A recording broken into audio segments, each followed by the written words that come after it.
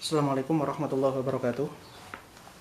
Pada kesempatan kali ini saya akan mengupas tafsir ayatul ahkam syariah Islam tingkat 1, yaitu Al-Baqarah ayat 144 dan Al-Baqarah ayat 142 tentang kiblat dan ikhtilaf-ikhtilaf yang terjadi di dalam kiblat. Ayat 144 berbunyi, A'udzubillahi minasyaitonirrajim, Bismillahirrahmanirrahim. Qad nara taqalluba wajhika fis sama' falanwalliyannaka qiblatan tardhaha, dan seterusnya dan seterusnya. Sementara ayat 142 berbunyi sayaqulus sufaha, dan seterusnya dan seterusnya. Asal diketahui bahwasanya qad nara taqalluba wajhika ini ayat 144, sementara sayaqulus sufaha ayat 142. Di sini terjadi perbedaan pendapat apakah ayat 144 turunnya sebelum atau setelah ayat 142. Qala qaumun, yaitu sebagian orang berkata, dan di sini tidak diketahui dan disebutkan siapa ini yang berkata ini, berkata bahwasanya berpendapat bahwasanya ayat 144 turun sebelum ayat 142. Mengapa? Karena ayat 144 itu adalah sebab di mana orang-orang Yahudi, yaitu di ayat 142 bilang bahwasanya apa yang menyebabkan kamu berpindah dari kiblat kamu sebelumnya, yaitu kiblat sebelumnya adalah Baitul Maqdis, kenapa kok pindah ke Mekah? Itu pendapat pertama. Jadi pendapat pertama ini bilang bahwasanya ayat 144 turunnya sebelum ayat 142. Sementara itu Zamakhsyari dalam tafsirnya Al-Kasyaf itu berpendapat bahwasanya ayat 144 ini turunnya setelah ayat 142. Dan ini adalah bukti bahwasanya Allah mengetahui hal-hal yang gaib. Hal-hal di masa yang akan datang Allah sudah mengetahui sebelumnya dan diberitahukan kepada Nabi Muhammad supaya Nabi Muhammad bersiap-siap menghadapinya. Yaitu tentang pernyataan orang-orang Yahudi yang dimana mereka tidak rela mengapa Nabi Muhammad pindah kiblat dari Baitul Maqdis ke Ka'bah. Itu perbedaan pendapat pertama di dalam ayat ini.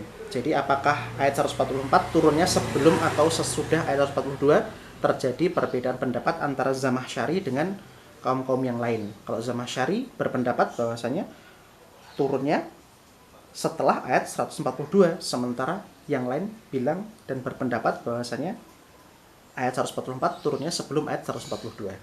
Sekarang kita masuk ke pembahasan kiblat. Kiblat ini seluruh umat Islam sepakat bahwasanya seluruh umat Islam sepakat bahwasanya saat sholat wajib menghadap kiblat. Nah, itu kan. Itu sepakat. Tetapi yang menjadi perbedaan di sini bukan masalah kiblatnya itu. Yang menjadi perbedaan adalah yang dimaksud dengan kiblat itu adalah fisiknya Ka'bah atau arahnya Ka'bah. Ainul Ka'bah atau jihatul Ka'bah. Ain itu fisiknya Ka'bah, Ainul Ka'bah itu fisiknya Ka'bah itu yang berkota itu Ka'bah itu, atau jihatul Ka'bah atau arah Ka'bah. Nah, Imam Syafi'i ini berpendapat bahwasanya yang dinamakan dengan kiblat itu adalah Ainul Ka'bah. Ain itu artinya adalah fisiknya Ka'bah, itu harus kena itu, fisiknya Ka'bah itu. Sementara kalau selain Syafi'i, bukan Syafi'i sih sebenarnya, Syafi'iyah, Malikiyah sama Hanafiyah, ini pendapat kedua, pendapatnya Hanafiyah sama Malikiyah, bahwasanya kiblat itu adalah jihah atau arah Ka'bah saja. Dan Malikiyah berkata bahwasanya Ka'bah itu adalah kiblat orang yang ada di dalam Masjidil Haram. Sementara Masjidil Haram itu adalah kiblat bagi orang-orang penduduk Mekah. Sementara Mekah dan sekitarnya adalah penduduk orang-orang di seluar Mekah. Itu pendapatnya Malikiyah. Jadi di sini terjadi dua perbedaan pendapat tentang kiblat itu. Apakah kiblat itu fisiknya Ka'bah atau apakah kiblat itu arahnya Ka'bah? Pendapat pertama adalah pendapatnya Syafi'iyah, yaitu berkata bahwa kiblat itu adalah ainnya Ka'bah, fisiknya Ka'bah. Sementara kalau Malikiyah sama Hanafiyah berpendapat bahwasanya kiblat adalah arahnya Ka'bah. Itu dua perbedaan pendapat. Sebelum kita masuk pada dalil-dalil di antara kedua perbedaan pendapat yang berselisih ini, di sini ada beberapa hal yang ingin kita sampaikan. Yang pertama adalah yang dimaksud dengan Masjidil Haram. Masjidil Haram itu memiliki 4 pengertian. Pengertian pertama, Masjidil Haram, yang dimaksud dengan Masjidil Haram itu adalah Ka'bahnya itu. Sementara yang kedua, yang dimaksud dengan Masjidil Haram itu adalah masjidnya itu. Yang ketiga adalah Makkah dan lain sebagainya, itu dimaksud dengan Makkah dan sekitarnya. Yang keempat adalah Makkah al-Haram haulaha, Makkah bersama tanah haram seluruhnya. Jadi yang dimaksud dengan Masjidil Haram itu ada 4. Yang pertama itu adalah Ka'bahnya itu, yang kedua adalah Mekah dan sekitarnya, yang ketiga adalah masjid dan sekitarnya, yang keempat adalah Mekah bersama tanah haram sekitarnya. Oke, itu ya. Nah, kemudian juga ada harusnya selain Masjidil Haram yang memiliki 4 pengertian tadi itu juga ada syatr. Mal murad bi syatr. Fawali wajhaka syatrol Masjidil Haram. Nah, syatr ini apa sih yang dimaksud dengan syatr ini? Syatr ini apa sih yang dimaksud dengan syatr ini? Syatr ini memiliki 2 perbedaan pendapat. Atau 2 pengertian. Syatr pertama bermakna nisf atau setengah. Syatr yang kedua bermakna janib atau di sampingnya. Nah, itu kan. Yang pendapat pertama itu adalah syatr bermakna nisf atau setengahnya, itu adalah pendapatnya Jabai dan Al-Qadhi. Itu berpendapat bahwa yang dimaksud dengan syatrul Masjidil Haram adalah tengah-tengahnya Masjidil Haram. Syatr itu setengahnya. Nah, Ka'bah berada di tengah-tengah Masjidil Haram. Nah, ini menurut pendapatnya Al-Jabai wal Qadhi. Sementara selain mereka, selain Al-Jabai wal Qadhi berpendapat bahwasanya syatr itu maknanya adalah janib atau di sisi samping. Oke, itu. Sekarang kita masuk kepada dalil-dalil pendapatnya Syafi'iyah sama dalil-dalil Hanafiyah sama Malikiyah. Syafi'iyah berpendapat bahwasanya kiblat itu adalah fisiknya Ka'bah, itu. Dalil yang pertama adalah dari hadisnya Rasulullah SAW. Yang intinya itu falamma kharaja shalla rak'ataini fi qibalil Ka'bah. Jadi Rasulullah Muhammad SAW pernah sholat di hadapan Ka'bah. Kemudian berkata, hadhihi qiblah. Ini adalah kiblat. Ini menunjukkan bahwasanya kiblat itu adalah Ka'bahnya itu, dan itu adalah fisiknya Ka'bah. Karena dari hadisnya Rasulullah secara jelas mengatakan bahwasanya Rasulullah SAW sholat di depan Ka'bah dan berkata bahwasanya ini adalah kiblat. Yang ditunjuk adalah Ka'bahnya itu. Itu dari hadis Rasulullah SAW. Dalil yang kedua adalah dari Al-Quran. Al-Quran dalilnya apa? Ya jelas tadi itu, ayat 144 itu. Fawali wajhaka syatrul Masjidil Haram. Fawali wajhaka syatrul Masjidil Haram. Nah, syatrul Masjidil Haram ini, Masjidil Haram tadi itu kan kita membahas ada pengertian Masjidil Haram. Yang pertama adalah Masjidil Haram itu apa tadi? Ka'bah, yang kedua adalah Masjidil Haram, yang ketiga adalah masjid dan sekitarnya, yang keempat adalah Mekah dan sekitarnya. Nah, Masjidil Haram di sini maksudnya Imam Syafi'i itu adalah Ka'bahnya itu maksudnya. Bukan Masjidil Haram ya, tapi maksudnya adalah Ka'bahnya. Dan syatrul Masjidil Haram janibus syai'. Ya. Menurut Imam Syafi'i, syatr bermakna janibus syai'. Nah, janib kalau dikatakan sesuatu sampingnya, dan sesuatu sampingnya, maka yang dimaksud adalah harus kena sampingnya itu, bukan sekitarnya. Itu menurut pendapat Imam Syafi'i dari Al-Quran.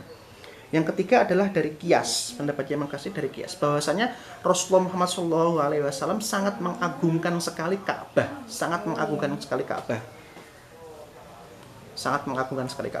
Nah, karena sangat mengagungkan Ka'bah dan sholat itu adalah salah satu hal yang paling diagungkan oleh Allah Subhanahu wa taala. Maka ini dikiaskan dengan sholat, kiblatnya adalah ke Ka'bahnya, bukan maksudnya adalah Ka'bahnya, maksudnya adalah fisik, wujud fisiknya Ka'bah itu. Itu pendapatnya Syafi'i.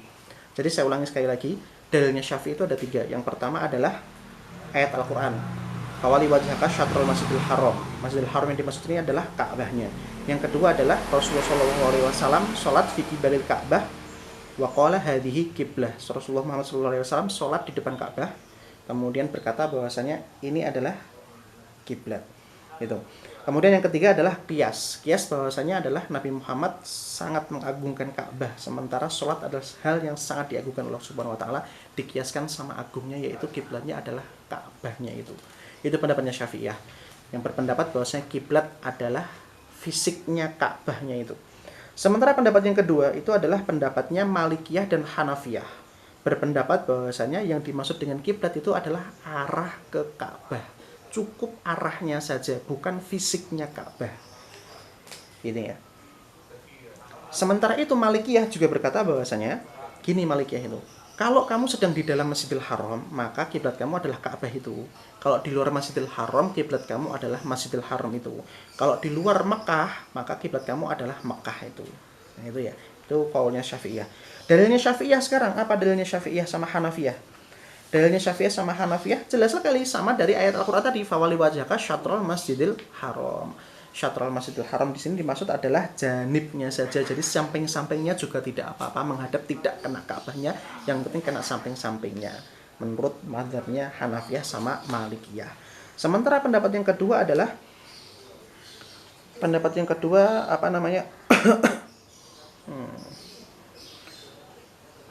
fi'lus sahabah. Maaf. Dalil kedua adalah hadis Rasulullah sallallahu alaihi wasallam. Warada fi hadits an Abi Hurairah radhiyallahu anhu annahu alaihi wasallam qala ma bainal masyriq wal maghrib qiblah. Ini dalil yang kedua. Sementara dalil yang ketiga adalah perbuatan sahabat, fi'lus sahabat, yaitu hal yang dilakukan oleh sahabat.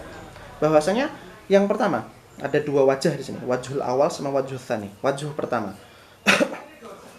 Wajah pertama bahwasanya saat orang-orang di Kuba, yaitu di Masjid Kuba, pertama kali kiblatnya adalah di Baitul Maqdis. Baitul Maqdis itu di Palestina itu tadi. Sementara Ka'bah adalah di belakang mereka.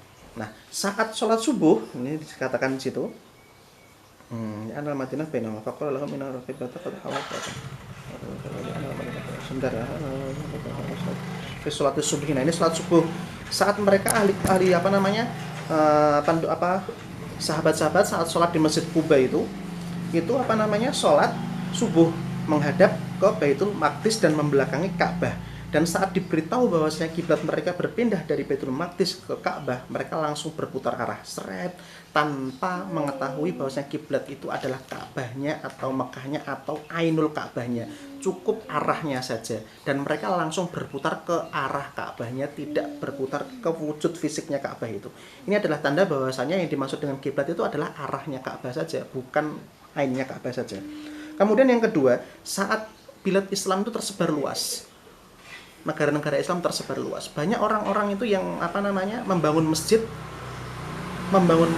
dan itu untuk masalah arah kiblatnya itu tidak diukur secara teliti harus mengarah ke kiblat, harus mengarah ke Ka'bah betul-betul, tetapi cukup mengarah ke arahnya Masjidil Haram. Ini adalah tanda bahwasanya yang dimaksud dengan kiblat adalah arah ke Ka'bahnya, bukan wujud Ka'bahnya. Itu dari fi'lus sahabah. Jadi di negara-negara Islam saat tersebar luas itu masjid dibangun-bangun, mereka saat menentukan kiblat itu ya cukup arahnya arah Ka'bah gitu, bukan wujud harus kena ke fisiknya Ka'bah. Kalau harus wujud ke fisiknya Ka'bah itu susah, harus berapa derajat. Sementara kalau cukup ke arahnya Ka'bah itu cukup. Itu wajh tsaninya ini. Sementara dalil rabi'nya yaitu adalah dalilnya dari Hanafiyah, dari qiyas. Nah, qiyas itu gini, bahwasanya ma la yatimul wajib illa bihi fahuwa wajib. Apa-apa yang kewajiban itu tidak sempurna tanpa adanya, maka dia itu wajib. Nah, untuk bisa seseorang sholat menghadap kiblat dan menghadap Ka'bah, kena fisiknya Ka'bah, itu dibutuhkan ilmu engineering handasah, dibutuhkan ilmu ukur sudut dan sebagainya, itu sangat ribet. Dan kalau misalkan yang dimaksud kiblat adalah wujud fisiknya Ka'bah dan harus kena fisiknya, itu pasti ilmu handasah akan diwajibkan. Padahal ilmu handasah tidak diwajibkan. Padahal malayatimul wajib illa bihi fahuwa wajib.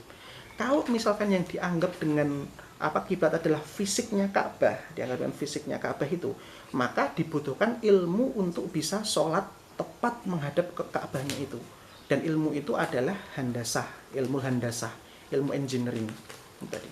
Tetapi ilmu tersebut tidak diwajibkan, maka ini adalah dalil bahwasanya untuk bisa kiblat bukan wujud fisiknya Ka'bah, tapi cukup arah Ka'bahnya. Itu dalilnya dalil 4 dalil yang digunakan oleh Hanafiyah sama Syafi'iyah.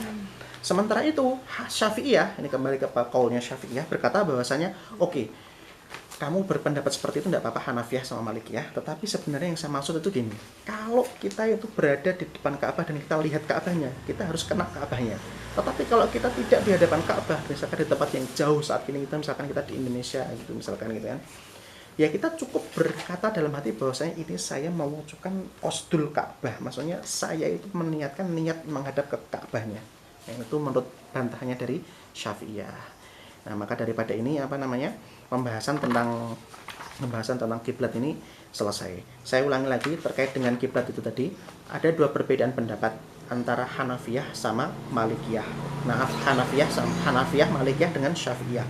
Syafi'iyah berpendapat kiblat itu adalah wujud fisiknya Ka'bah, sementara kalau Hanafiyah sama Malikiyah berpendapat bahwasanya Ka'bah itu adalah arahnya, kiblat itu adalah arahnya Ka'bah.